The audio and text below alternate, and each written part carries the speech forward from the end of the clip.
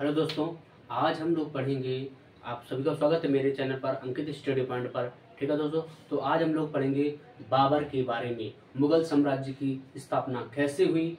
ठीक है दोस्तों, तो इसके बारे में हम लोग आज पढ़ेंगे। ठीक है, तो मुगल साम्राज्य की स्थापना जब लोधी वंश का अंतिम शासक था इब्राहिम लोधी, तब उसने भारत देश पर बहुत ही उत्पात मचा रखा था। तब मेवाड़ के राजा ने राणा सांगा उस समय थे, तो उन्होंने अफगानिस्तान से बाबर को बुलाया और अफगानिस्तान से बाबर आकर और इब्राहिम लोदी से युद्ध किया, जो पानीपत के युद्ध के नाम से प्रसिद्ध है और जो 1526 ईस्वी में लड़ा गया था बाबर के द्वारा लड़ा गया था। ठीक है दोस्तों, तो आइए हम लोग चलते हैं बाबर के बारे में पढ़ते हैं हम लोग।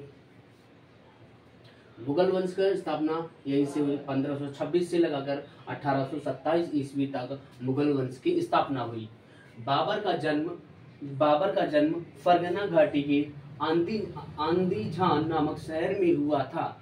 ठीक है दोस्तों, आंदीझान नामक शहर में हुआ था, जो कहाँ पर है अब उज्बेकिस्तान पर, जो अब कहाँ पर है उज्बेकिस्तान पर है। बाबर के पिता का क्या नाम था? बाबर के पिता का नाम था उमर शेख मिर्जा था बाबर के पिता का नाम।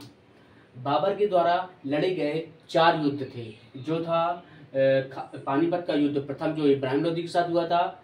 ठीक है, और पहला हुआ था पानीपत का युद्ध, प्रथम युद्ध 21 अप्रैल 1526 को हुआ था, जो हुआ था इब्राहिम लोदी और बाबर के बीच हुआ था। फिर इसके बाद युद्ध हुआ था खानवा का युद्ध हुआ था 17 मार्च 1527 ईस्वी में, जो हुआ था राणा सांगा और बाबर के बीच में हुआ था।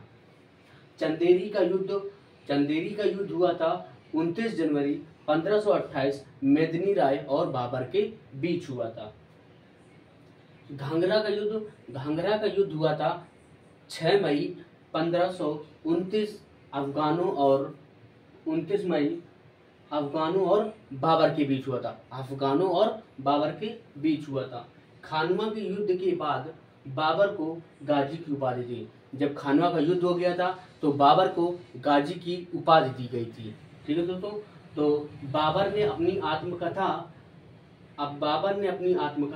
बाबर नामक की रचना की थी। बाबर के कितने पुत्र थे? बाबर के 4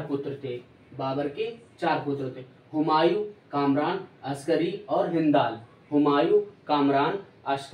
और हिंदाल, ये 4 पुत्र थे।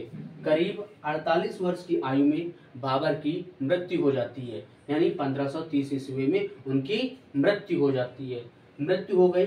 पहले बाबर के शव को कहाँ दफनाया गया? पहले बाबर के शव को आगरा में दफनाया गया था। इसके बाद उनके शव को काबुल में दफनाया गया। कहाँ पर? काबुल में दफनाया गया।